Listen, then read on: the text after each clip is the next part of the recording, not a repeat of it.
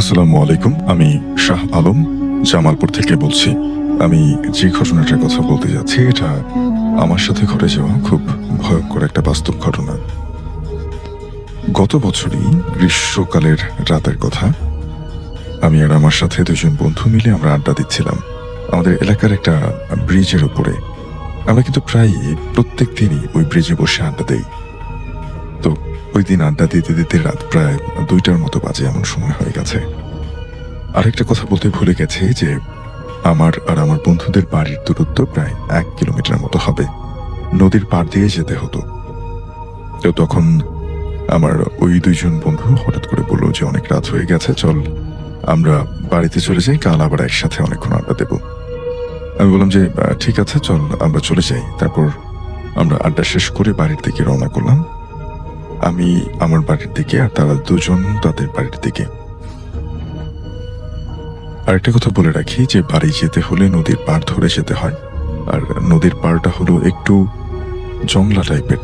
সন্ধ্যার পর থেকে ওই পাড় দিয়ে তেমন কোনো লোকজন আর চলাচল করে না, যদিও বা খুব কম মানুষজন যাতায়াত করে। এরপর আমি যখন বাড়ির দিকে যাচ্ছি, হঠাৎ করে আমি দেখলাম যে আমার সাথে একটা অদ্ভুত আকৃতির কুকুর হাঁটছে।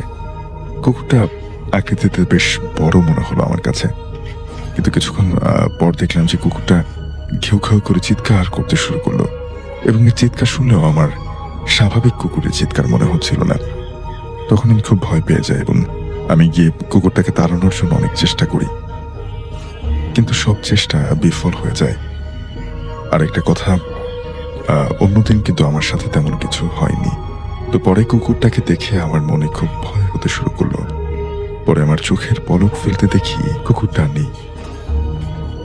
আমি অবাক হলাম এবং এর সাথে খুশিও হলাম যে এরকম কিছু আমার সাথে এখন আর নেই।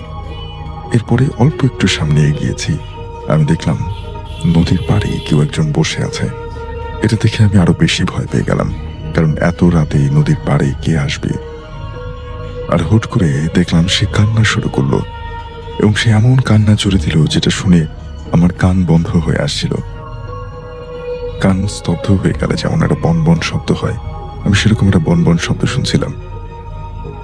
আমি এবার প্রচন্ড রকমের ভয় পেয়ে গেলাম যে এত রাতে এত জোরে কেউ কেন কান্না করতে যাবে।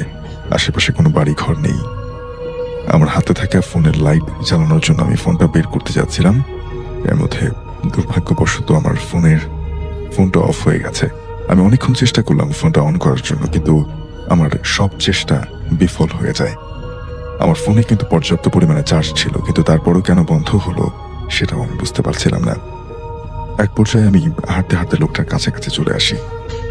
তখন সেই লোকটা আমার দিকে এমন ভাবে তাকালো, চোখ দিয়ে আমি দেখলাম যে আগুন জ্বলছে, আর মুখটা কুচকুচে কালো, পরনে সাদা কালো ধূসর টাইপের একটা কাপড়। লোকটা আমাকে দেখে আমার দিকে হেঁটে আসতে লাগলো। এটা দেখে আমি একটা চিৎকার দিলাম, এবং এই চিৎকার দেওয়ার সাথে সাথে হুট করে লোকটা যেমনি দাঁড়িয়ে আছে ঠিক সেই অবস্থায় মাটির মধ্যে ডুবে গেল। এটা দেখার পরে আমি আরো জোরে চিৎকার দিয়ে সেখানে অজ্ঞান হয়ে যাই। এরপরে আমার সাথে আর কি হয়েছে আমার কিছু মনে নেই। পরদিন আমি দেখি বাড়ির লোকজন আমাকে ঘিরে বসে আছে।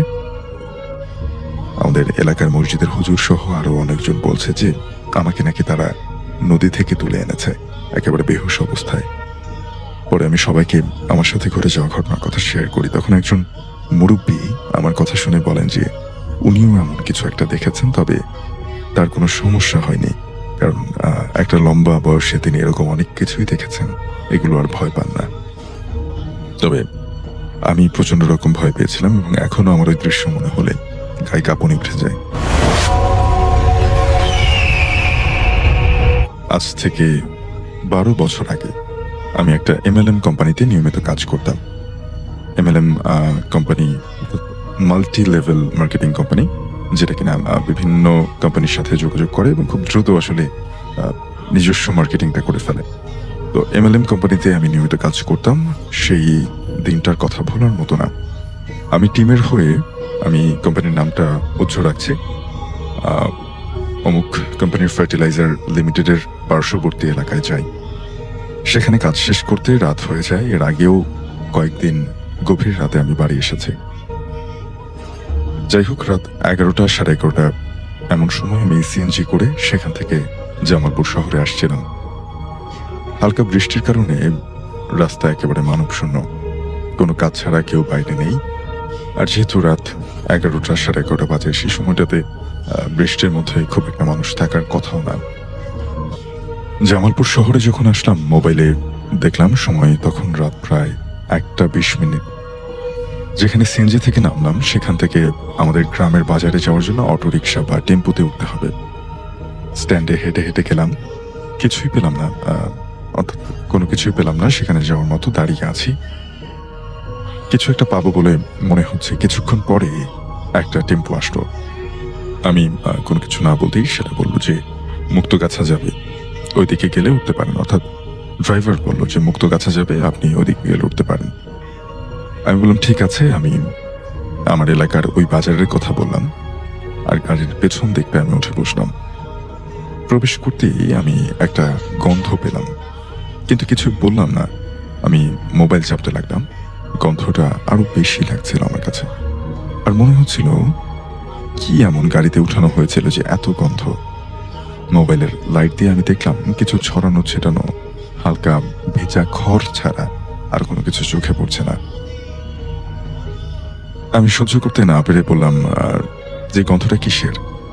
চালক বলল যে ময়মনসিংহ হতে একটা লাশ নিয়ে আসছিল, ফাঁসিতে মরা গিয়েছিল, তাই কাটা ছেঁড়া করা হয়েছিল, অর্থাৎ ময়নাতদন্ত বা পোস্টমর্টেম করা হয়েছিল।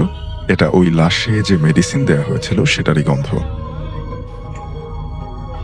চালকের সাথে আরো একজন লোক ছিল, সে হাসছিল আর সিগারেট খাচ্ছিল। কিছুক্ষণ পরে আমি বাজারে আসলাম, নেমে চালকের কথা মতো ভাড়া দিলাম। বাড়িতে গিয়ে দরজার আওয়াজ দিতেই মা দরজা খুলে বলল যে এত রাত পর্যন্ত কিসের চাকরি? আমি কিছু বললাম না। আসলে যারা চাকরি করেন তারা জানবেন যে চাকরির ক্ষেত্রে এরকম কোনো নিয়ম থাকে না। কাপড় ছেড়ে বাইরে বের হয়ে এদিক সেদিক তাকিয়ে দেখছি যে আর ওই লাশবাহী টেম্পুটার কথা ভাবছি। গোসল করবো বলে আমি মন স্থির করলাম। আউড়ি বেড়া যাকে আমরা বাড়ির বাউন্ডারি বলে থাকি, সেই বাউন্ডারি তার ফাঁক দিয়ে পাশের একটু দূরের দোকানের একটা লাইট দেখা যাচ্ছিল। আমি ভাবলাম যে দোকানে গিয়ে একটা শ্যাম্পু নিয়ে আসি আর একটু ঘুরেও আসি। অর্থাৎ বাসায় যাওয়ার পরে তার বারবার করে মনে হচ্ছিল যে এই টেম্পুটার কথা, যেখানে একটা অদ্ভুত গন্ধ পাচ্ছিলেন, বাজে গন্ধ পাচ্ছিলেন। এবং তখন সেই টেম্পুর চালক তাকে যেটা বলছিল যে একটা ফাঁসিতে মারা যাওয়া লাশ বহন করা হয়েছে, যেটা ময়নাতদন্ত বা পোস্টমর্টেম করা হয়েছে, কাটাছাড়া করা হয়েছে। সে সময় কিছু মেডিসিন দেওয়া হয় যাতে লাশটা খুব দ্রুত পৌঁছে না যায়। তো সেই মেডিসিনের গন্ধটা সেই টেম্পুর ভিতরে থেকে গেছে। এবং সে যখন টেম্পুতে ছিল সে কিন্তু সেখানে কিছু খড়কুটো, হালকা ভেজা ছোপ এছাড়া কিছু দেখতে পায়নি। তো যাই হোক, সেটা তার মাথা থেকে যাচ্ছিল না। বাড়িতে এসে গোসল করার জন্য মন স্থির করে সে বারান্দায় গিয়ে দেখলো যে একটা দূরে দোকানে লাইট জ্বলছে, সেখান থেকে একটা শ্যাম্পু আনার জন্য সে চিন্তা করলো। আর সাথে ভাবলো যে একটু ঘুরেও আসা যাবে। যাই হোক, দরজাটা বাহির থেকে সিট কিনে লাগিয়ে আমি রওনা দিলাম দোকানের দিকে। বৃষ্টি হওয়ার পরে আকাশটা চাঁদের আলোয় একেবারে অন্যরকম লাগছিল। বাড়ির সামনে রাস্তায় ওঠার পর নিচ দিক হয়ে মোবাইলটা দেখছি আর চাপছি। একটু হাঁটার পর হঠাৎ সামনে একটা খাট, যেটা মৃত ব্যক্তিকে কবর দেওয়ার জন্য ব্যবহৃত হয়, সেই খাট। অর্থাৎ তিনি রাস্তার মধ্যে হাঁটতে হাঁটতে হঠাৎ করে সামনে একটা মোবাইল ফোন টিপতে টিপতে হাঁটছিলেন। সামনে গিয়ে দেখলেন যে সেখানে একটা লাশের খাটিয়া। খাটে লাশ তুলে খাটের উপরে যে তাঁবু দিয়ে ঢেকে দেওয়া হয়, অর্থাৎ যে কাপড় দিয়ে ঢেকে দেওয়া হয়, ওটাও ঠিক একইভাবে ছিল। খুব ভালোভাবেই দেখে নিলাম, ভেতরে লাশ আছে বলেও আমার মনে হয়নি। আমি সেখানেই দাঁড়িয়ে গেলাম আর ভাবলাম, যেটা মসজিদে থাকার কথা না, এটা এখানে কেন? আমি একটু ভয় পেলাম এবং সামনে এগোতে সাহস পাচ্ছিলাম না। তাই ভাবলাম একবার মসজিদে গিয়ে দেখে আসি যে মসজিদের ওখানকার খাটিয়াটা আছে কিনা। কেননা এটা আর আমাদের মসজিদেরটা যেন একই রকম লাগছিল আমার কাছে। তাই দেখতে গেলাম মসজিদে। 2 মিনিটের পথ গেলাম আর দেখলাম যে মসজিদের খাটিয়াটা মসজিদের ভেতরেই আছে। তাহলে ওইটা কোথা থেকে আসলো? ভয়ে আমার গা শিউরে উঠল। মসজিদের সামনে থেকে ওই খাটিয়াটা দেখা যাচ্ছিল। আমি ভাবলাম, যদি ওইটা অস্বাভাবিক কিছু হয়ে থাকে তাহলে মসজিদের খাটিয়া দেখার পরও সেখানে ওটা দেখতে পাওয়ার কথা না, কিন্তু স্পষ্ট দেখা যাচ্ছিল যে ওটা ওখানেই আছে। মনে সাহস নিয়ে আমি এগিয়ে গেলাম, আর আমার বাড়ির সামনে গিয়ে আমি সেখানে দাঁড়ালাম। ভাবলাম দেখি কি হয়, অন্য কিছু হলে বেশিক্ষণ ওখানে দেখা যাবে না। চোখ দিয়ে চোখ ওইদিকে, কিন্তু মনটা আমার পালানোর রাস্তা খুঁজছিল। অর্থাৎ তিনি বাড়ির সামনে গিয়ে ওই খাটিয়ার দিকে তাকিয়ে রইলেন যে দেখি ওখানে কি হয়, কিন্তু তার মন আসলে মানছিল না, তার মন পালাবার রাস্তা খুঁজছিল। বেশি বুঝলে যা হয় আর কি। আমি বসে আছি আমার বাড়ির সামনে, খাটিয়াটা না হলেও 300 গজ দূরে, আর বেশ দূরত্বে। একটু পরক্ষণেই দেখি যে খাটিয়াটা আমার সামনে, আর আমি চোখ মিলে এক মনে দেখছি। তখন বুঝলাম যে আমি খুব বড় বিপদে পড়ে গেছি। নাকে মুখে সেই টেম্পুতে যে গন্ধ উপলব্ধি হচ্ছিল, সেই গন্ধটাই আমি আবারও পাচ্ছি। আর বুঝতে বাকি রইল না যে আমার কাছে খাটিয়াটি আসেনি, আমি নিজেই খাটিয়ার পাশে এসে বসে গেছি। আমি আর সহ্য করতে পারলাম না, আমি একটা চিৎকার দিয়ে ঘরের দরজার সামনে গিয়ে পড়লাম। তারপর কি হয়েছে সেটা আমি জানি না। হুঁশ হওয়ার পর দেখি ঘর ভর্তি মানুষ, আর মোবাইলের সময় দেখলাম তখন সকাল 9টা বাজে। কিন্তু রাতে কি হয়েছিল সেটার কোনো উত্তর আমার কাছে আজও নেই। প্রিয় লিসেনার্স, এই মুহূর্তে যে স্টোরিটি আমি আপনাদের সাথে শেয়ার করব, স্টোরিটি বেশ অদ্ভুত একটি স্টোরিটি আমাকে দিয়েছে বাংলাদেশ সেনাবাহিনীতে সৈনিক হিসেবে কর্মরত একজন সৈনিক, তার নাম হচ্ছে মাসুম। মাসুম ভাই স্টোরিটি আমাকে যখন দিয়েছেন, এবং তিনি বলেছেন স্টোরিটি উনি ওনার মায়ের মুখ থেকে শুনেছেন। ঘটনাটির সময়কাল 1970-এর দশকের শেষ দিকে। ঘটনাটির স্থান গ্রেটার নোয়াখালী অঞ্চলের লক্ষ্মীপুর জেলার খিদিরপুর নামক একটি গ্রামে। ওই গ্রামে অনেকগুলি খাল ছিল, তেমনি একটি বিশাল এবং মোটামুটি গভীরতা সম্পন্ন একটি খালের চারদিকে অনেকগুলো সুপারি গাছ ছিল। বাংলাদেশের বিভিন্ন জায়গা বিভিন্ন কারণে বিখ্যাত, যেমন আমাদের রাজবাড়ী জেলা চমচমের জন্য বিখ্যাত, টাঙ্গাইলও চমচমের জন্য বিখ্যাত, তারপর কুমিল্লা রসমালাইয়ের জন্য বিখ্যাত। তো ঠিক তেমনি বাংলাদেশের বিভিন্ন জায়গা, যেমন রাজশাহীর আম, এরকম ভাবে লক্ষ্মীপুর কিন্তু সুপারির জন্য বিখ্যাত। ওই খালের চতুর্দিকে অসংখ্য সুপারি গাছ ছিল।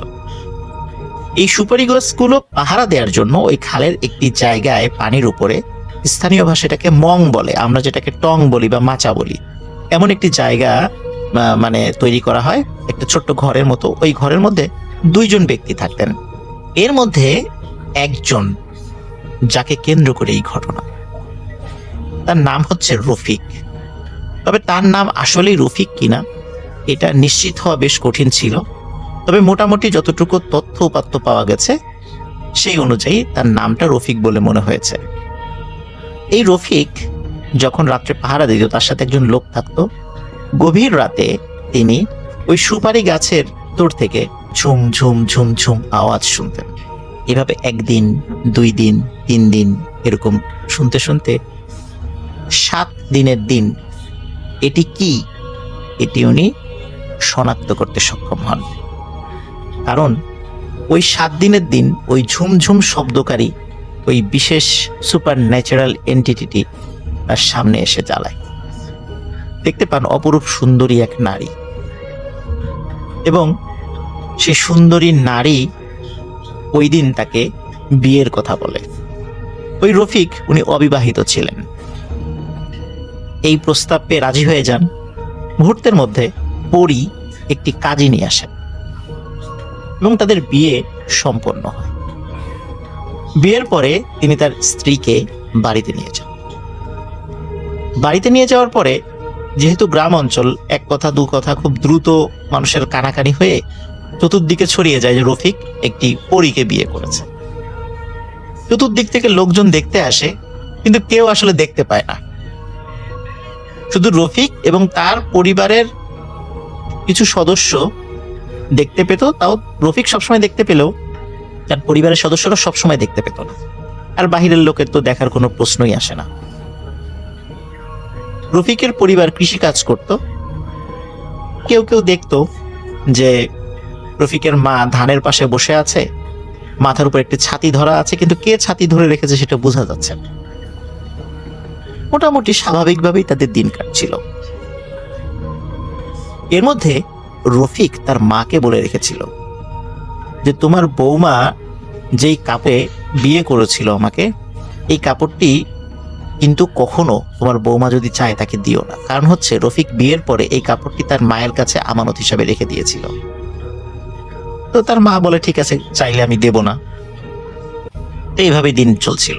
এর মধ্যে আমাদের যে মাসুম ভাই, যিনি আমাদেরকে স্টোরিটি দিয়েছেন, তার আপন চাচা, যিনি এই পরিবারের সাথে সংশ্লিষ্ট ছিলেন, আত্মীয় ছিলেন, তো তিনি একদিন সন্ধ্যার পরে রফিকের বাড়িতে যান। বাড়িতে যাওয়ার পরে রফিককে বলেন যে রফিক, তোমার ওয়াইফের সাথে আমি কথা বলতে চাই। তখন রফিক বলে হ্যাঁ, আমার ওয়াইফ এখানে আছে, আপনি কথা বলেন। যে বৌমা, তোমরা তো বিয়ে করলা, তোমাকে তো কখনো দেখলাম না, আর মিষ্টিও তো খেলাম না। এই কথা বলার সাথে সাথে বেশ মাত্র কয়েক মিনিট সময় লেগেছে। এর মধ্যে 10-12 কেজি মিষ্টির একটি প্যাকেট এনে বিছানার উপর ধপাস করে রেখে দেয়, কিন্তু কাউকে দেখা যায় না। তো মাসুম ভাইয়ের মানে যিনি চাচা, উনি খুব একটা বেশি অবাক হন নাই, কারণ জিনারা এরকম মিষ্টি এনে দিতেই পারেন। কিন্তু উনি একটা বিষয়ে খুব ভয় পান, সেটি হচ্ছে হঠাৎ ভয়ঙ্কর কণ্ঠে একটি শব্দ ওনার কানে ভেসে আসে। এই ভয়ঙ্কর কণ্ঠে মাসুম ভাইয়ের চাচাকে বলে, কোনো কিছুর সাথে আমাকে কম্পেয়ার করবি না, কোনো কিছুর সাথে আমাকে তুলনা করবি না, আর আমার সাথে অহেতুক কোনো কথা বলার চেষ্টা করবি না কেউ, যদি করিস খুব খারাপ হবে। ভয়ঙ্কর কণ্ঠে এই শব্দ শুনে শুধু যে মাসুম ভাইয়ের চাচা ভয় পেয়েছিলেন তা নয়, ওই বাড়ির অন্যান্য সদস্যরাও ভয় পেয়েছিলেন। মাসুম ভাইয়ের চাচা দ্রুত ওই বাসার থেকে বের হয়ে আসে এবং আর কখনোই ওই বাড়িতে, অন্তত এই উদ্দেশ্যে, আর কখনো যান নাই যে কখনো রফিকের ওয়াইফকে দেখতে চাইবেন তিনি। যাই হোক, এর মধ্যে ঘটে যায় একটি ঘটনা। এটি হচ্ছে, একসময় রফিক বাড়িতে ছিল না। সন্ধ্যার পরে আস্তে আস্তে বেশ দেরি হচ্ছিল। সন্ধ্যার পরে রফিকের সেই পরী স্ত্রী তার শাশুড়ির কাছে, মানে রফিকের মার কাছে গিয়ে বলেন যে মা, আমার ওই ড্রেসটা একটু দেন তো। রফিকের মা প্রথমে বলে যে ড্রেস দিয়ে কি করবা? বলে না, আমার একটু কাজে লাগবে, আমাকে দিন।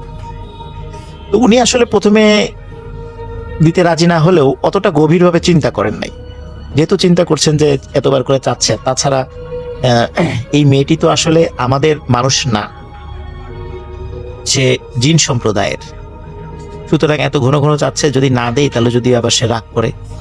এতটুকু চিন্তা করে ওই ড্রেসটি ওই মেয়েকে দিয়ে দেন। যখনই ওই মেয়েটাকে ওই ড্রেস উনি দিয়ে দিয়েছেন, হঠাৎ করে বাড়ির চারিদিকে ঝুম ঝুম ঝুম ঝুম শব্দ শুরু হয়ে যায় এবং শুধু ওই বাড়ির সদস্যরা দেখতে পারেন চারদিক থেকে 6টি পরী উড়ে উড়ে নেমে আসছে। এবং নেমে আসার পর এই যেই মেয়েটি, যে পরী মেয়েটি, তাকে ধরে নিয়ে আকাশে উঠতে উঠতে আবার ঝুমঝুম শব্দ করতে করতে চলে যায়। রফিক বাড়িতে ফিরে এসে এই ঘটনা শুনে সে বলে, হায় হায়, তুমি এটা কি করেছো, কেন এটা দিয়ে দিলা? তখন রফিকের মা বলে, আমি আসলে বুঝতে পারিনি, এতটা গভীরভাবে চিন্তা করিনি। তখন রফিক কিছু ঘটনা বলে। সেটি হচ্ছে, কোনো এক রাতের বেলা রফিক বাড়িতে ফিরছিল। সাধারণত গ্রামের লোকজন যখন সাধারণত রাত বিরেতে চলাফেরা করে এবং তারা বেশ সাহসী হয়, তো রফিকও এমনই সাহসী একজন মানুষ। উনি বাড়িতে ফেরার সময় বড় একটি পুকুরের পাশে ধূপধাপ ধূপধাপ আওয়াজ হচ্ছিল, মনে হচ্ছিল বেশ সেখানে গোসল করছে। তো রফিক খেয়াল করে চাঁদের আলোতে, তার কাছে মনে হয় সেখানে বেশ কিছু মেয়ে গোসল করছে। তো রফিকের উচিত ছিল সেখান থেকে দ্রুত চলে যাওয়া, কিন্তু রফিক সেটা না করে আস্তে আস্তে পুকুরের কাছে যায় এবং দেখতে পায় যে পুকুরের ঘাটে বেশ কিছু কাপড় রেখে দেয়া। রফিক তার মাথায় একটি দুষ্টু বুদ্ধি খেলে যায়। সে চুপচাপ গিয়ে ওই কাপড়গুলো নিয়ে একটি ঝোপের আড়ালে বসে থাকে। কিছু সময় পর ওই পুকুরে গোসল করা মেয়েগুলো, ওখানে 7 জন মেয়ে ছিল, এই মেয়েগুলো যখন দেখলো যে তাদের কাপড় নেই, তারা চিৎকার চেঁচামেচি শুরু করে দেয়, আমাদের কাপড় নিল কে? তখন রফিক সাহস করে বের হয়ে আসে।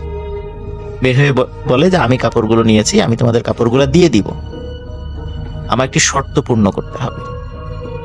এদিকে মেয়েগুলো কাপড় থেকে উঠতে পারছিল না, তখন তাদের ভেজা কাপড় ছিল। বলে কি শর্ত বলো? বলে তোমাদের 7 জনের মধ্যে একজনকে বিয়েতে রাজি হতে হবে, মানে আমাকে বিয়ে করতে হবে। প্রথম 6 জন রাজি হয় না, কিন্তু ওদের মধ্যে যিনি ছোট, বয়সে ছোট, সে রাজি হয়। আসলে এই 7 জন ছিল পরী, এবং এই 7 জন ছিল আপন বোন। এর মধ্যে ছোট বোন রাজি হয়। তখন রফিক তাদের কাপড় দিয়ে দেয়, তারা একে একে কোণ নিয়ে আকাশে উড়ে যায়। সর্বশেষ এই ছোট বোনটি, সে যখন কাপড় নেয় তখন রফিককে বলে, খুব শীঘ্রই তোমার সাথে আমার দেখা হবে। এই বলে সে চলে যায়। এবং এর পরেই রফিক এবং আরেকজন ব্যক্তি, যিনি ওই সুপারি বাগান পাহারা দিত, তাদের সাথে, মানে তারা যখন ওই পাহারা দিত, তখন ওই পরী মেয়েটি সুপারি গাছের কাছে আসতো এবং ঝুমঝুম শব্দ করত। অদ্ভুত বিষয় হলো যে রফিকের সাথে থাকা যে ব্যক্তি, ওই সময়টাতে সে এমন ভাবে ঘুমাতো যে কোনোভাবেই তাকে ডেকে তোলা যেত না। এভাবে 7 দিনের দিন রফিকের সাথে ওই মেয়েটির দেখা হয়, বিয়ে হয়। তারপরের ঘটনা তো গ্রামের সবাই জানে, বা রফিকের পরিবারের সদস্যরা জানে। রফিকের একজন আত্মীয়, তিনি রফিককে পরামর্শ দেয় এবং বলে যে তুমি খুবই একটা খারাপ কাজ করেছো।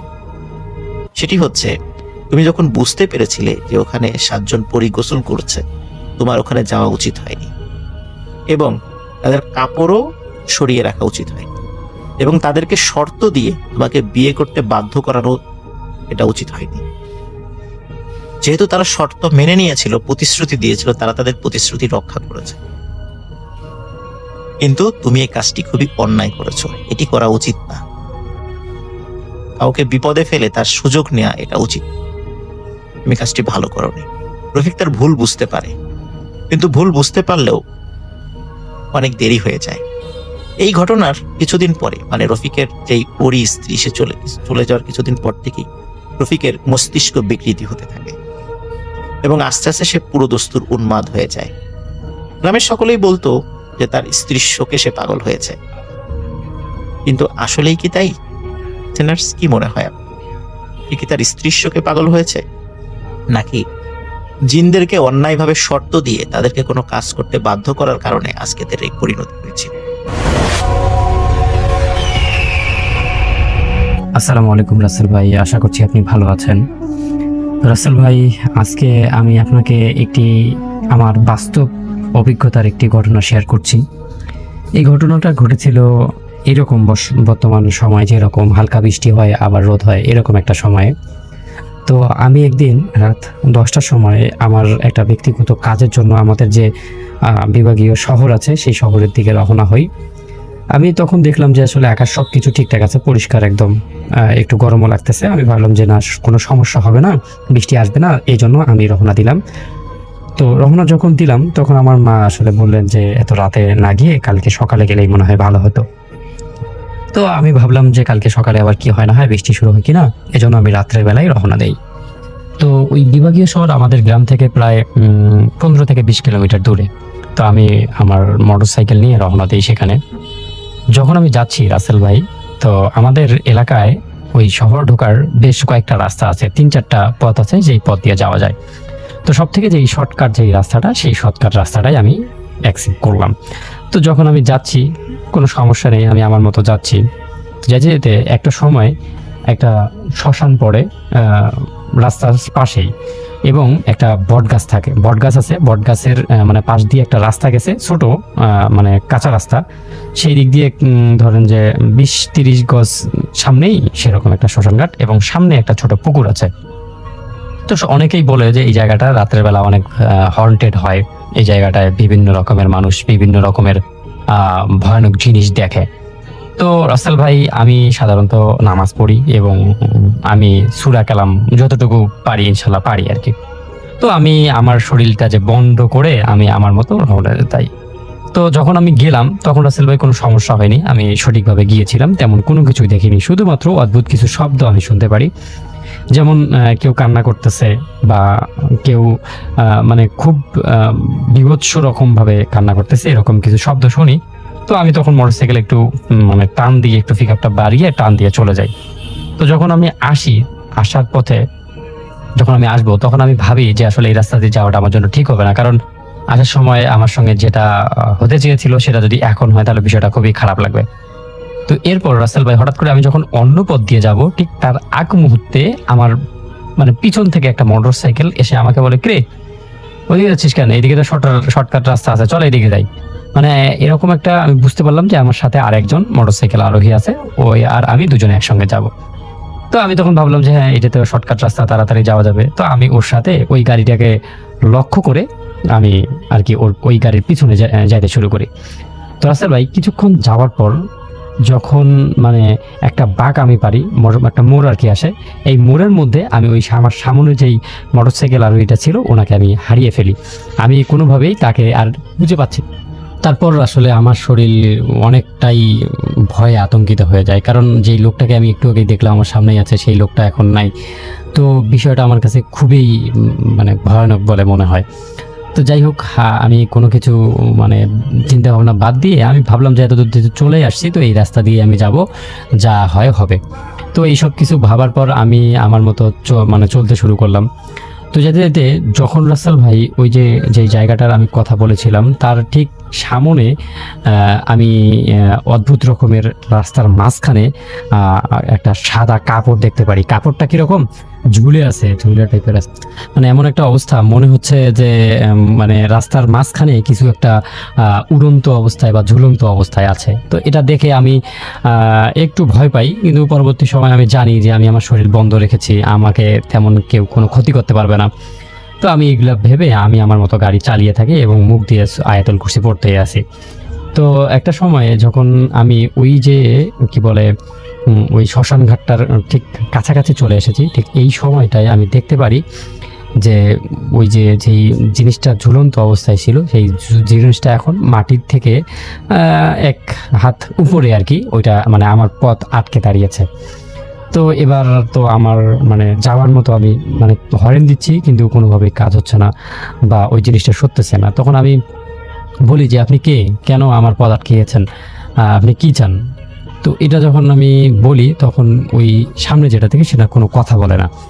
কথা যখন বলতেছে না আমি বেশ খানিকটা মানে অবাক হয়ে যাই যে আসলে এত কিছু করার পরের জন্য কথা শুনছে না। তখন কি করার, আমি মানে এইটা বুঝতে পারি যে আমাকে আসলে সামন দিয়ে যাওয়া যাবে না, আমাকে অন্য কোনো বিকল্প পথ দেখতে হবে। তো আমি যখন আর কি আমার মোটরসাইকেলটা ঘুরাবো, ঠিক তখন আমি দেখতেছি যে আমার মোটরসাইকেলটা স্টার্ট নিচ্ছে না। মানে এমন একটা অবস্থা, গাড়িটা যে স্টার্ট নিবে স্টার্টও নিচ্ছে না, গাড়িটা লাইট জ্বলবে লাইটও জ্বলতেছে না। মানে আলটিমেটলি এমন একটা অবস্থা দাঁড়িয়েছে যে কোনোভাবেই আমি আমার গাড়িটাকে স্টার্ট করতে পারতেছি না বা গাড়িটাকে মুভ অন করতে পারতেছি না। তো রাসেল ভাই বিশ্বাস করেন এই মুহূর্তটা আমার জীবনের মানে সব থেকে ভয়ানক দৃশ্যর একটা দৃশ্য। তো আমি আসলে তখন ভাবি যে আমার এখানে মাথা ঠান্ডা করে রাখতে হবে, কারণ কোনোভাবেই এখানে খারাপ কিছু হলে মানে এত সহজেই সেটা মানে হবে না। কারণ আমি জানি যে এখানে যদি মানে এইখানে আজকে এই রাতে এখানে আর কেউ আসবে না, কোনো মানুষ আসার কোনো সম্ভাবনা নাই, কারণ তখন রাত অনেক হয়ে গেছে। তো আমি কি করি, আমি রাসেল ভাই তখন আপনি বিশ্বাস করবেন কিনা জানি না, আমি তখন ওই গাড়িটা মানে ঠেলে ওই যে সাদা সামনে যেটাই ছিল না কেন সেটার উপর দিয়ে যাওয়ার চেষ্টা করি, কিন্তু আমি দেখতে পারি যে আমার গাড়িটা আর কোনোভাবেই সামনে আগাচ্ছে না। মানে ওইখানে স্টিল হয়ে আছে, স্টিল মানে একদম মানে মনে হচ্ছে আমার চাকাগুলো এর সাথে মাটির সাথে চুম্বকের মতো আটকে গেছে। আমি কোনোভাবেই যখন মানে ওখানে আর লড়তেই পারতেছি না, তখন আমি খুব জোরে মানে আমার চিৎকার করা শুরু করি যে কেউ আছেন আশেপাশে, কেউ আছেন, কিন্তু কেউ কোনো কিছুই বলতেছে না।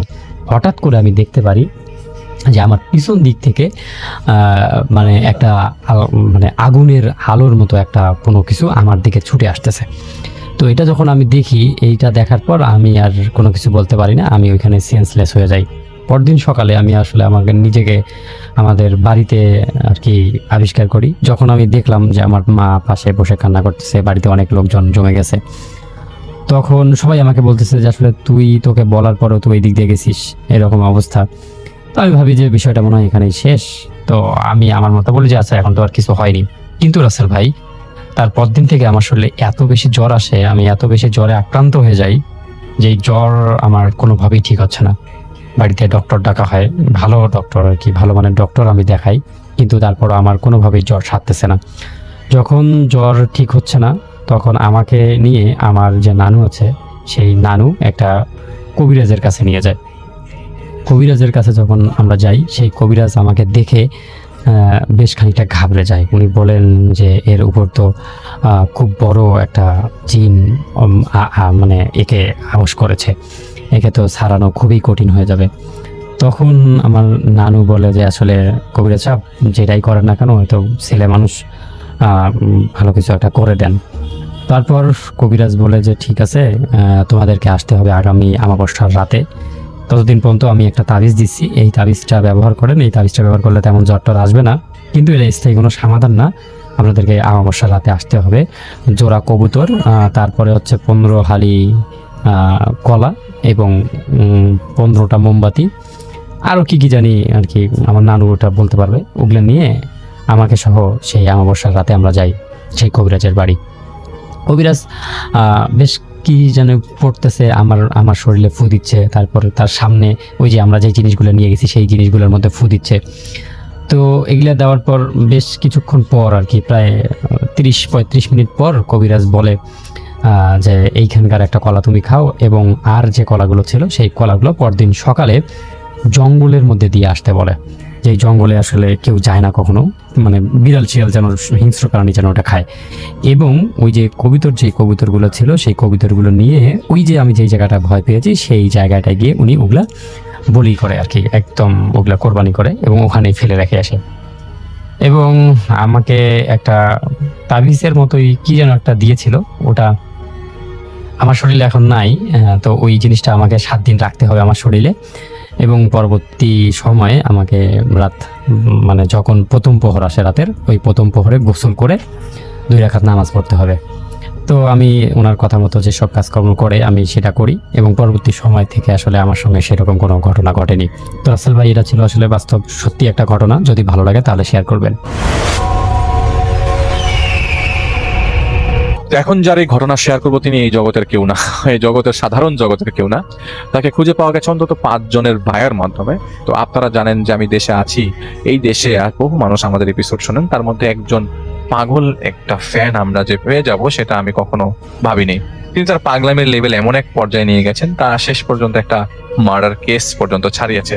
আসলে তিনি মার্ডার করে বসেননি, তিনি একটা ঘটনা কালেক্টে গেছেন একটা মার্ডার কেসের আসামির কাছ থেকে, এবং তিনি নিয়ে এসছেনও।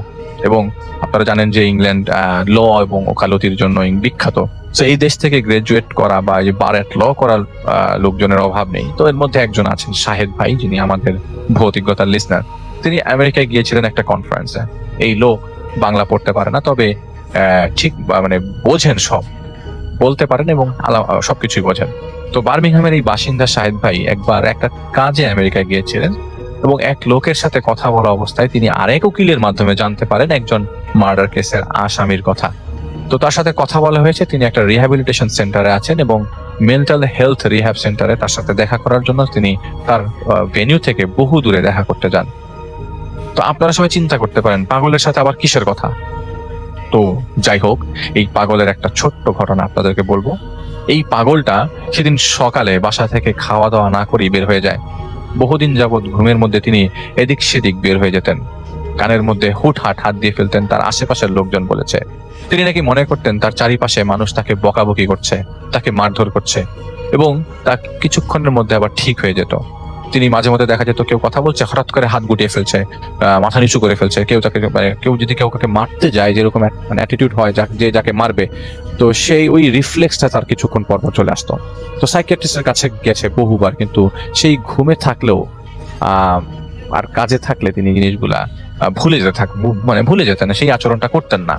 তো তার একটা বিজনেস ছিল, বার্গারের বিজনেস ছিল। তিনি ভ্যানে করে বার্গার বিক্রি করতেন, এবং ভালো কোয়ালিটির সেই বার্গারটা বেশ জনপ্রিয় সেখানকার। তো সেদিন তিনি বাসায় ফেরত আসেন রাত 11টায়। ফেরত আসার পর তার স্ত্রীর সাথে তার সাথে খারাপ ব্যবহার করতে থাকে, কারণ তার স্ত্রী আরেকজনের সাথে রিলেশনে মত্ত ছিল। তিনি সবই জানতেন, কিন্তু কোনো অ্যাকশনে যাননি। সেদিন তিনি রাতে গোসল করে বেরোতে রাত 12টা বেজে যায়। তার স্ত্রী তখন বিছানায় শুয়ে পড়েছেন, তিনি দেখছেন বাসার নিচে, মানে তিনি দেখে গেছেন যে তার স্ত্রী শুয়ে আছে। এই বাসার নিচে যান, তো তাদের বাসাটা হচ্ছে ডুপ্লেক্স বাসা। তো নিচে খাওয়া দাওয়া সারেন এবং টিভি ছেড়ে বসেন। তার স্ত্রী তার সামনে হঠাৎ করে আসে। উপর থেকে নিচে নামবে শব্দ পাওয়া যেত, কিন্তু কোনো শব্দ নাই। এসে অকথ্য ভাষায় তাকে গালাগালি করতে থাকে। তিনি খেয়াল করেন তার স্ত্রী তার পাশে নেই, তবে কোথা থেকে এই শব্দ এসলো তার স্ত্রীকে তিনি দেখলেন মাত্র। তিনি হঠাৎ করে পেছনে ঘাড় ঘুরেতেই দেখেন যে জানালার পাশের ড্রয়িং রুমের পর্দার অন্তরালে কেউ একজন তার দিকে তাকিয়ে হাসছে। তিনি চিন্তা না করে পর্দা সরান, কিন্তু কাউকে খুঁজে পান না। তিনি চিন্তা করছিলেন, এবং এটা তার চিন্তার মধ্যে ছিল, তার বয়ফ্রেন্ড মনে হয় সবসময় তিনি না থাকলে আসেন। এটা সে অনেকদিন যাবৎ চিন্তা করছিলেন, এবং তার কাছে মনে হচ্ছিল এখন যে অবয়বটা বা এখন যে এন্টিটিটা তিনি দেখতে পাচ্ছিলেন পর্দার আড়ালে বসে, সেটা সেই মেয়েটার, তার ওয়াইফের বয়ফ্রেন্ড হতে পারে। তার মাথা কেমন জানি খারাপ হতে থাকে। তিনি শব্দ শুনতে থাকেন, গো টু ইউর রুম, তুমি তোমার রুমে যাও এবং তুমি তোমার কাজ শেষ করো। তিনি রুমে যান এবং তার স্ত্রীকে, এবং তার কার্টের ভ্যানের মধ্যে অনেক চাপাতি থাকে, তো সেই চাপাতি তিনি ভ্যান থেকে নিয়ে আসেন। সেটা ভ্যানটা তার বাসার সামনেই ছিল। ভ্যান থেকে নিয়ে আসেন, তার স্ত্রীকে ঘুমন্ত অবস্থায় জবাই করেন। জবাই করা অবস্থায় তার স্ত্রীর দেহ তিনি পর্দার আড়ালে দেখতে পাচ্ছিলেন। জবাই করা অবস্থায় তিনি তার জানালার মধ্যে, তাদের ওই রুমের মধ্যে জানালার মধ্যে চোখ যায়, দেখে যে তার স্ত্রী জানালার পর্দার ফাঁকে তার দিকে তাকিয়ে আছে। তিনি কোনো হিতাহিত জ্ঞান ধরে রাখতে পারেননি, এতটাই রাগ হয়ে যান যে সেখান থেকে কাটতে কাটতে তিনি টোটাল 12 টুকরা করে ফেলেন। মাথাটা আলাদা করেন এবং সেই পর্দার আড়ালে যেই তার স্ত্রীকে দেখতে পাচ্ছিলেন, সেখানে রাগের মাথায় তার এই ঘুমন্ত স্ত্রীর মাথাটাই ছুঁড়ে মারেন। মর্মান্তিক এই ঘটনার পর তিনি সেই রুমের মধ্যেই ঘুমিয়ে পড়েন। ঘুমিয়ে পড়ার পর তার একবার ঘুম ভেঙেছিল, এবং তিনি নাকি তার শরীরের উপরেই তার স্ত্রীর মাথা অনুভব করেন, অথচ সে ঘুমানোর সময় এরকম ছিল না অবস্থা। রক্তাক্ত তিনি, রক্তাক্ত তার চারিপাশ। এই অবস্থায় তিনি রাতের বেলা ঘুমিয়ে যান। পরের দিন নিজেই পুলিশকে ডেকে তিনি জানিয়ে দেন তিনি তার স্ত্রীকে খুন করেছেন। পরে জানা যায় তিনি পাগল এবং তার ব্রেইনে ডিফেক্ট আছে। তার পরিবারের সবাই তাকে আগেই দূরে সরিয়ে রেখেছেন, এবং তার পরিবারের তার সাথে কেউ তার যোগাযোগ নেই। তিনি যে এলাকায় থাকতেন সেই এলাকায় এমনিতেই খুন রাহাজানিতে ভরা। সাদা মানুষরা ওই এলাকায় তেমন একটা ভিড়ে না ভিড়লেও দেখা যায় যে ছিনতাইকারীর শিকার হয়ে গেছেন। শুনতে খারাপ লাগতে পারে, কিন্তু এরকম পাগলের ঘটনাও ঘটেছে সে দেশে। আশা করছি আপনাদের ঘটনাটা ভালো লেগেছে। খুব ছোট্ট একটা ঘটনা, কিন্তু তার সাথে আমি আরো একটা ঘটনা জুড়ে দিতে চাই। এটা হচ্ছে একদিনের একটা ঘটনা। আসলে এই ঘটনার সাথে আমি জুড়ে দিতে চাচ্ছি কারণ আমার সাথে রেফাত ভাইয়ের যোগাযোগ প্রায় বিচ্ছিন্ন ছিল বেশ কিছুদিন, এবং যখন আমরা কন্ট্যাক্টে এসেছি তিনি আমাদের সম্পূর্ণ ঘটনা না পাঠিয়ে একটা ঘটনা পাঠিয়েছেন, যেখানে তিনি আমাদেরকে বলেছেন যে এটা একটা ছোট ঘটনা। আসলে সেই ছোট ঘটনায় হয়তো কোনোভাবে তিনি অপছন্দের শিকার হয়েছেন বা কিছু একটা তিনি বলেছেন যে দেখেন আমরা সবসময় এরকম অবস্থায় যাই, মাঝে মধ্যে এরকম অবস্থা তো আমাদের যেতে হয়। চলে আছে রেফাত ভাইয়ের ঘটনায়। তো সেদিন গভীর রাত জঙ্গলে একা একা রেফাত ভাই। আপনাদের চিন্তা হতে পারে যে হ্যাঁ, এই লোকটা মাঝে মধ্যে ব্রিজের উপর হাঁটে, এই লোকটা মাঝে মধ্যে একা একা মসজিদ থেকে নামাজ করে বের হওয়ার পর ফজরের পর হাঁটে। এই লোকটার হাঁটার অভ্যাস আছে, এবং এই লোকটা প্রচুর হাঁটতো, যার কারণে তিনি আজ হুইল চেয়ারে। যাই হোক, সেদিন রাতে গভীর জঙ্গলে একা একা হাঁটছেন তিনি। গতকাল তার মাকে তিনি দেখেছেন এবং তার ভালো লাগছিল না। এটা আপনারা সবাই জানেন যে তার মাকে তিনি দেখলে পরের দিন তার ভালো কাটে না, এবং তার মা তাকে যেসব জিনিসগুলো দেখায় সেসব জিনিসগুলো তার বেশ অশনি সংকেত হিসাবে কাজ করে। তো আজকে জঙ্গলে একা একা হাঁটার একটা রহস্য আছে, এবং এই রহস্যটা হচ্ছেন যে ওনার 7 জন ওস্তাদের মধ্যে একজন ওস্তাদ 2005 সালে মারা যান, এবং যে ওস্তাদ মারা যান সেই ওস্তাদ হচ্ছে তার কাছে তার সবচেয়ে কাছের ওস্তাদ, এবং যিনি সবসময় তার ডাকার অন্য ওস্তাদ আসার আগে তিনি এসে পড়তেন। তো অনেকবার উনি মারা যাওয়ার পর তাকে জিজ্ঞেস করা হয় যে তাদের ওই দুনিয়াতে তিনি যেতে চান কিনা। একবার তিনি হ্যাঁ বলেছেন, এবং তাকে বলা হয়েছিল আপনি এই জায়গায় পর্যন্ত যাবেন যাতে আপনাকে নিয়ে যাওয়া হতে পারে। তো তিনি জঙ্গলে হেঁটে হেঁটে পরে সিদ্ধান্ত নেন তিনি সেখানে যাবেন না, কারণ এর আগেও তিনি একবার ঝলক দেখার চেষ্টা করেছেন সেই এলাকাটা সম্পূর্ণ সাদা একটা এলাকা, এবং তিনি যখন হাঁটছিলেন তার কাছে মনে হচ্ছিল সমুদ্রের পাড় দিয়ে হাঁটছিলেন এবং বালুর উপর দিয়ে হাঁটছেন। এটা বালু না পাথর তিনি প্রপারলি মনে করতে পারেন না। তো তিনি জঙ্গলের ভিতরে আছেন, এবং পরবর্তী সময় তাকে জানানো হয় যে তাকে এক ঝলক দেখানো হবে, কিন্তু এটা দেখানো হবে তার সামনে কেউ আসবে না। তো তিনি দেখেন একটা লাশ পড়ে আছে, এবং সেই লাশের পাশে অনেক অনেক অবয়ব। সবাই কেমন কালারের একটা পোশাক পরা, কালো না সাদা কিছু বোঝা যাচ্ছে না। রেফাত ভাই অন্ধকার জঙ্গলে, সেদিন কোনো চাঁদের আলো পর্যন্ত নেই, ওই জঙ্গলে অনেকগুলা মানুষ হঠাৎ করে দেখতে পাচ্ছেন। এখানে দেখতে পাচ্ছেন তার 6 জন ওস্তাদ লাশ কাঁধে তার সামনে এনে রাখলো, একটা খাটিয়া। এই খাটিয়ার দীর্ঘ লম্বা, এটা কমপক্ষে কত কত লম্বা হবে এটা তিনি প্রপারলি বলতে পারছিলেন না, তবে এতটুকু বলতে পারছিলেন এটা স্বাভাবিক লাশের খাটিয়া না, এটা ওই ওস্তাদের লাশের খাটিয়া। এবং তাকে এক দৃশ্য ছোট করে তাকে দেখানো হলো অনেকটা প্রজেক্টরের মতো। জঙ্গলের মাঝে তিনি, এবং চারিপাশে তখন শুনশান নীরবতা। আর কয়েকদিন যাবত তার বাসায় বেশ কয়েকবার কল আসছে।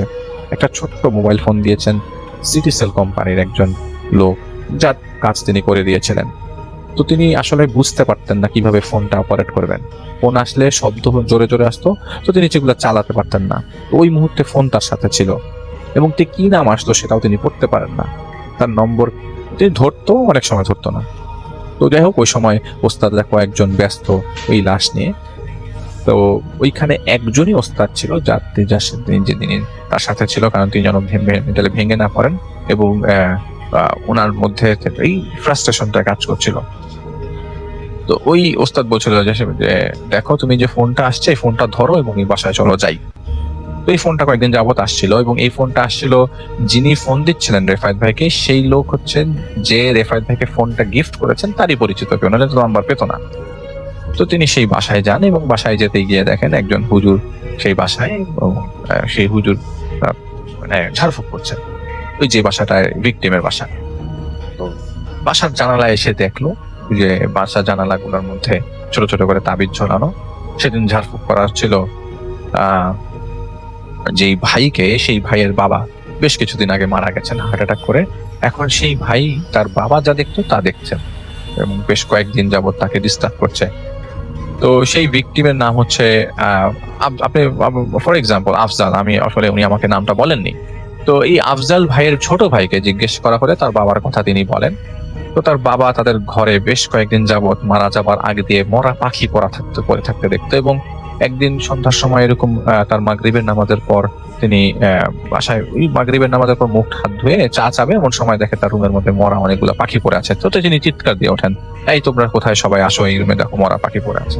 তো সবাই এসে দেখে কোথায় কোনো মরা পাখি নাই। তো কিন্তু তার বাবা সবাই আসার পর যখন দেখলো যে তিনি দেখাতে পারছে না, তখন তিনি নিজেও বুঝতে পারছিলেন না তিনি কেন এগুলো দেখছে। তবে সে হয়তো কিছুটা আঁচ করতে পারছিল দেখে, তারপরে সবাইকে তিনি বলছেন না ঠিক আছে, কোনো সমস্যা না। এরপরে তিনি রাতের বেলা বাথরুম করতে যাবেন, তার বাসার সামনে খাটের সাথে অনেকগুলো মরা কুকুর পড়ে থাকতে দেখছে, এবং এটা তিনি মারা যাওয়ার বেশ কয়েক মাস আগের থেকে তিনি এসব জিনিসগুলা দেখতে এবং সবসময় চিৎকার করে উঠত। এবং ঘুমের মধ্যে তার কাছে নাকি মনে হতো কুকুরের কান্নার শব্দ, এবং কুকুরটা কান্না করছে তার খাটের পাশে বসে কুকুরটা কান্না করছে, এবং কুকুরগুলা কান্না করছে শিয়াল যেভাবে ডাকে সেভাবে। তো রেফাত ভাই সেই বাসার মধ্যে যায়, এবং আশেপাশে দেয়াল, রান্নাঘর, সিলিং, ছাদ, এবং ছাদে কি কি অবস্থা, ছাদে কি যাওয়া আসা করে এটাকে জিজ্ঞেস করছিল। তো রেফাত ভাই হঠাৎ করে দেখলো যে ওই কবিরাজটা, ওই যে হুজুরটা এসেছিল, সেই আফজাল সাহেবের হাত ধরেছিল, এবং এই আফজাল সাহেবের হাত ধরে টান দিয়ে দেখলো যে ওনার সাথে একটা কবুতর ছিল, কবুতরটা মারা গেল।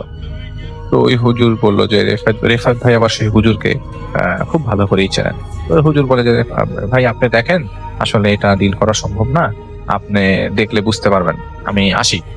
তো উনি হঠাৎ করে না করে দিল। তো রেফাত মনে করলো যে উনি যেহেতু আসছেন, তাহলে হঠাৎ আমি আসার কারণে কি না করলো কিনা।